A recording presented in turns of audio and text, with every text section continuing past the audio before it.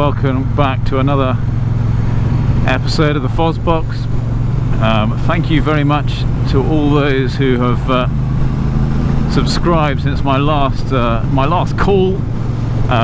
Please do so again. We've managed to get it down from 92 to 85% of viewers, so we're now to 15% of viewers subscribed, which is great. 85% to go, so do please press the button bottom right to subscribe. Right, today is a review day.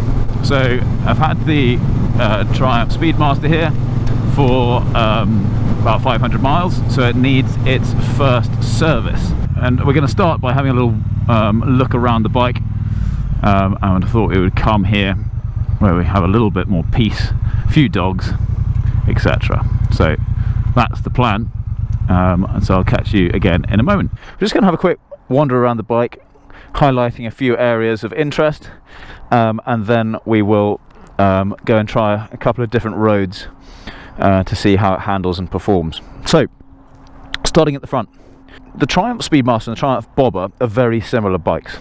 The Triumph Bobber actually has a much thinner, smaller tyre at the front, whereas the Bobber Black and the Speedmaster have a chunkier tyre. It does slightly spoil the look of that kind of American style cruiser, where you have the massive fat chunky tyre at the back and the thin one at the front, but the handling it does help with, and also the suspension and the impact that the fat tyres can take makes it a much more comfortable ride. Great dual shocks, dual brakes, both ABS and Brembo.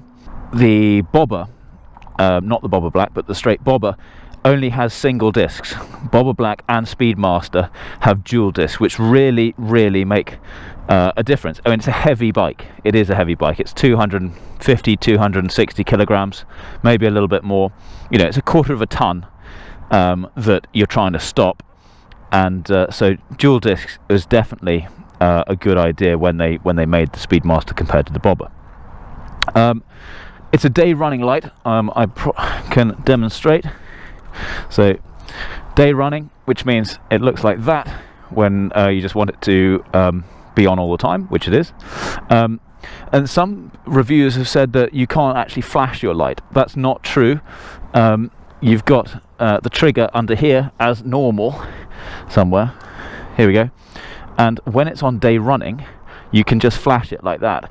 If you change it to nighttime riding, so that's dipped nighttime riding, then if you press the trigger, it goes full and holds it. So you can flash it if it's just daylight running, and so you can wink at people if you really want to. It's good. It does highlight the road pretty well. A lot of the light is in the top half, so even so when you're going along, you might want to try angling it down slightly from where it's set up for as stock, just because it tends to highlight the trees rather more than the road, but that's a minor thing. Indicators obviously great, and then you have this sort of dusted chrome effect and the beautiful dual pipes, one each side. Again, I apologise for the dirt and stuff, it's just impossible to keep it clean. I haven't been massively impressed with the amount of rust that's built up. So there's rust here on the brake pads. There's considerable amount of rust just in there, which you can't really see on the actual brake pads, and even elements of part of the chain and stuff. After a clean lube, etc., even parts of the chain are actually beginning to show hints of rust. So when it goes in for its service next week, I will sort of point this out to Triumph and say, you know, what can be done to better deal with that. With the seat, you get 3 different options of seat. You get the standard stock, which is actually really good. You get this sort of brown quilted effect, which is also very comfortable, and then you get a long sort of what they call the sort of long distance comfort version, which is a bit more built up at the back, very spongy and great, unless you're tall. If you are tall, do not buy it. because it pushes you so much further forward that your knees end up here. And actually the knees is an issue already, because if I want to turn sharply, the handlebars do hit my knees already. So you do have to either drop a leg, put them wide, or, you know, just take that into consideration when you're driving with long legs, if you happen to have them. So if you do have long legs, don't get the really comfy seat, because you simply won't be able to drive it. Your knees will be up here next to the tank. I've taken off the back seat and the backrest, which I do have, and I might do a video actually of showing you how you can sort of customize your bike for different times of year, depending on what you want to do. I've gone for the more bobber look, just as its standard naked bike, and I love it. I have to say, I really like just the plain simple back. You get this sort of plate thing that you can replace the back seat with. You don't have to put it on, but actually if you wear a backpack all the time, then the backpack can rub, and so you'll actually see that the plate is a little bit scuffed here, and you'd much rather the plate be scuffed rather than the back bumper, or, you know, whatever it's called.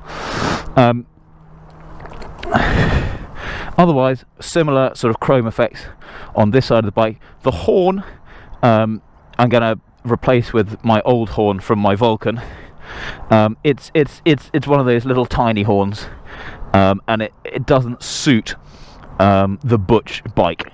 Okay, it's a bit tinny, really, for such a big bike that growls. It's a rather tinny sounding job. Right, let's start her up so you can hear what she sounds like. Checking neutral. You'll see if you come into first gear, which it's not actually letting me do at the moment because it's off. But if you're in first gear and you've got the stand down, it won't let you start it. So, which is great. And then it sounds a bit like this.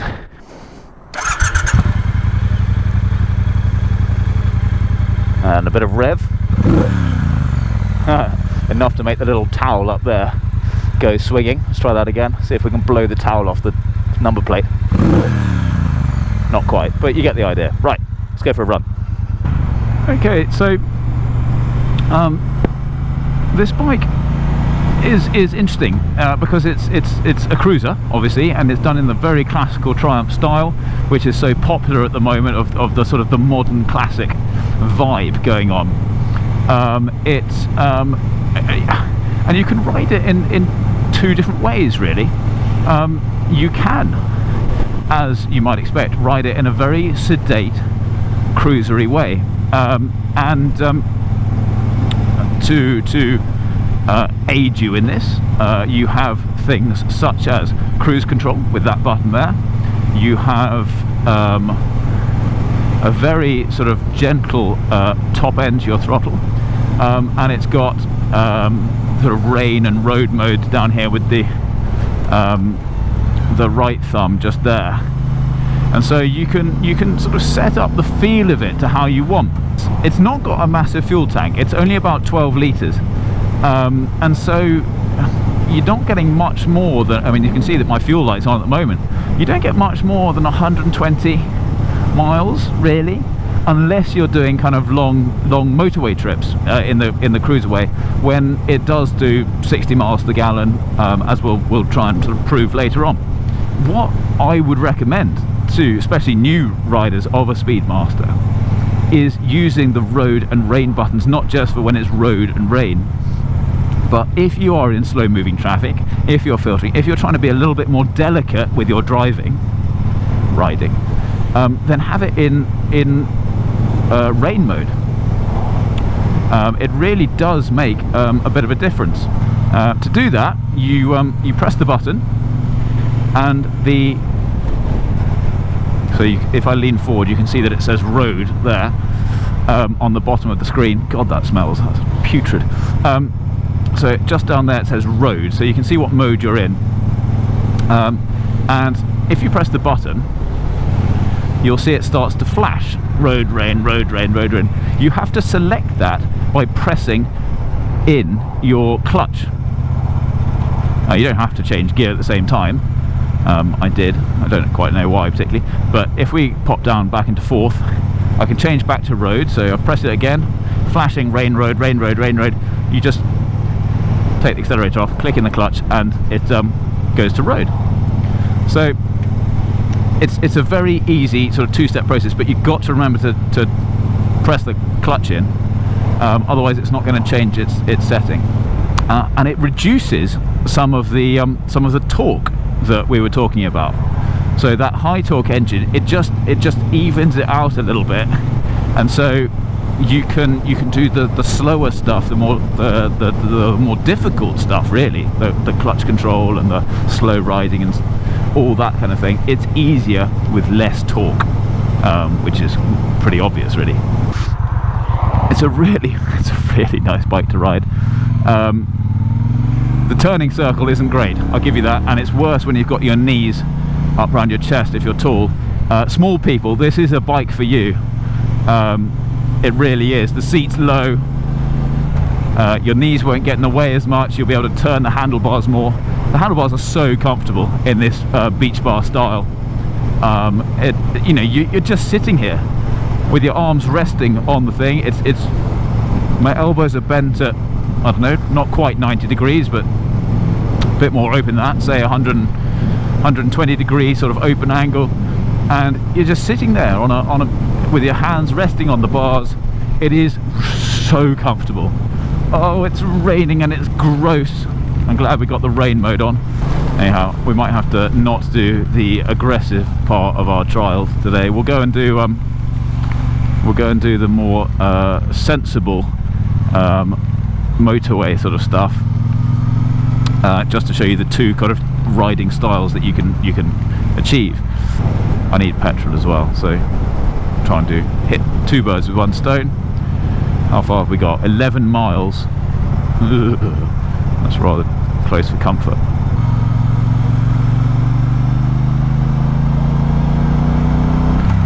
Okay, so we're hitting the motorway.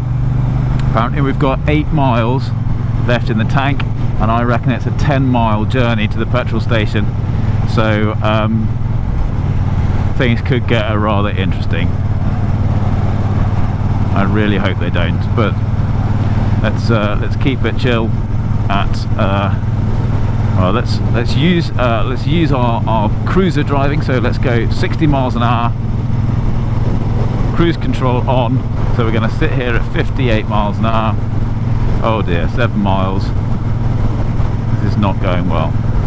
These are seemingly quite accurate. I mean, as you'll all know, those of you who drive, the fuel tank tends to empty very quickly. You know, you stay full for what seems an age, and then as you get into the last quarter it disappears in no time at all. But this does seem to be quite accurate. One bit of advice I would give to potential or in Speedmaster owners is, when you fill it up with petrol, it takes a while for it to register that you have actually filled it up. So you would have actually started driving again before it says, oh, you can now go another 120 miles or whatever. It does take time, it's not instant.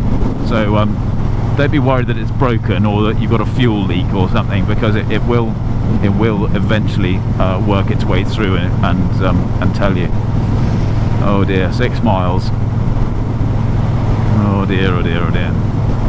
5 miles. It's playing with me. It's playing with me.